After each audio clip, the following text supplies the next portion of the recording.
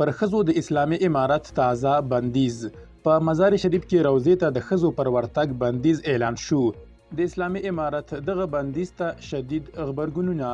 درنو لیدونکو ستړي مه شئ.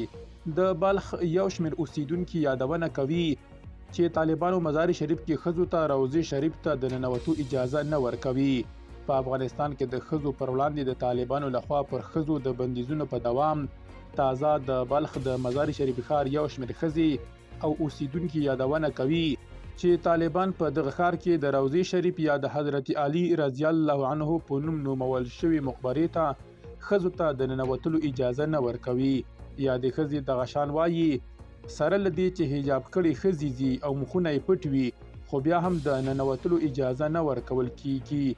د مزار شریف ښار یو اوسیدونکي چې نه غواړي د موضوع د حساسیت له امله یې نوم په دې راپور کې واخیستل شي ازادۍ راډیو ته یې ویلي زما هغه ځای خوښیږي، آرام ځای دی، ښځو ته د لمونځ کولو لپاره بل ځای نشته، هلته کولی شو لاړې شو او لمونځ وکړو، خو څو ځله مې وغوښتل چې لاړه شمه خو پلمه یې وکړه پرې نه ښودمه چې دننه لاړه شمه، مخکې چې ممانعت کم و په ډېر عذر او زاریو به یې اجازه ورکوله، خو یو څه موده وروسته مو پام شو چې په بشپړ ډول تړل شوې.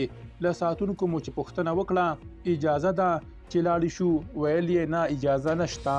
په ورته وخت کې د نورو ولایتونو یو شمېر ښځې هم یادونه کوي چې بلخ ته د یون پر مهال څو ځلې هڅه کړې چې د عبادت او دعا لپاره روضې ته ننوځي خو اجازه نه ده ورکړل شوې. یوه ښځه چې په دې وروستیو کې له کابله بلخ ته تللې وه او نه غواړي چې نوم یې خپور شي وایي موږ 8 ورځې مخکې مزار شریف ته لاړو، غوښتل مو روضې شریف ته ننوځو خو اجازه یې رانه کړه. ځینو کورنیو موږ ته ویلي چې ورته ووایي مسافر یو ښایي اجازه درکړي، خو کله چې لاړو موږ ورته وویل مسافر یو له کابل څخه راغلي یو او غواړو چې روضې شریف ته ننوځو، خو یوازې زموږ نارینهو ته اجازه ورکړه او ډیر خفه شولو.